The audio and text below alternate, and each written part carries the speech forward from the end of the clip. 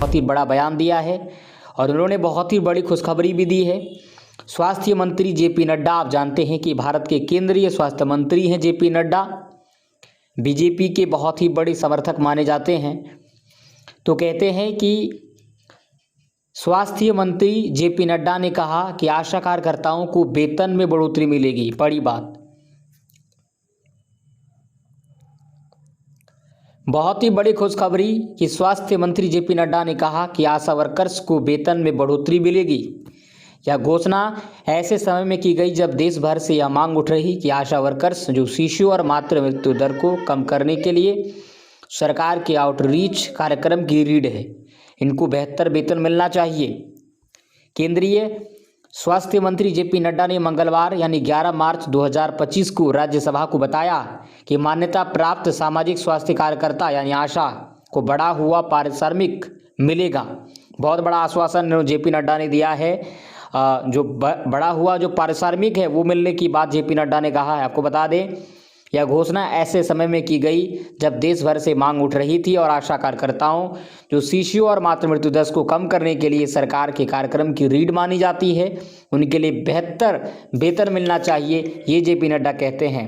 वो आगे कहते हैं कि वे प्रश्नकाल के दौरान पूरक प्रश्नों का उत्तर दे रहे थे, यानी जो है मीटिंग के दौरान उन्होंने सदन में वे प्रश्नकाल के दौरान पूरक प्रश्नों का उत्तर दे रहे थे और आशा वर्कर्स द्वारा किए गए काम की सराहना करते हुए जेपी नड्डा ने कहा कि आशा कार्यकर्ता बहुत अच्छा काम कर रही हैं और मैं उनकी पूरी सराहना करता हूं, क्योंकि ज़मीनी स्तर पर उनके प्रयासों से मातृ मृत्यु दर IMR यानी कि जो मोर्टेलिटी रेट होता है और 5 वर्ष से कम आयु के बच्चों की मृत्यु दर के स्तर को कम करने में मदद मिली है, इतना कहा उन्होंने। और आगे कहा कि केंद्रीय स्वास्थ्य मंत्री द्वारा मंत्रालय केरल सरकार को भुगतान किए जाने वाले बकाया राशि से संबंधित एक नए प्रश्न के उत्तर में मंत्री ने कहा कि जहां तक केरल सरकार का सवाल है, भारत सरकार ने अपना पूरा बकाया दे दिया है, उपयोग प्रमाण पत्र नहीं आया है।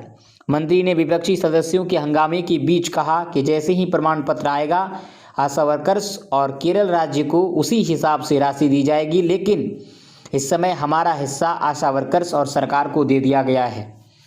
इस बीच केरल में कांग्रेस के नेतृत्व वाले यूनाइटेड डेमोक्रेटिक फ्रंट UDF के सांसदों ने संसद में विरोध प्रदर्शन किया और मांग की आशा कार्यकर्ताओं का मानदेय बढ़ाकर 21,000 रुपये किए जाए और उन्हें सेवानिवृत्ति लाभ के रूप में 5 लाख रुपये दिए जाए।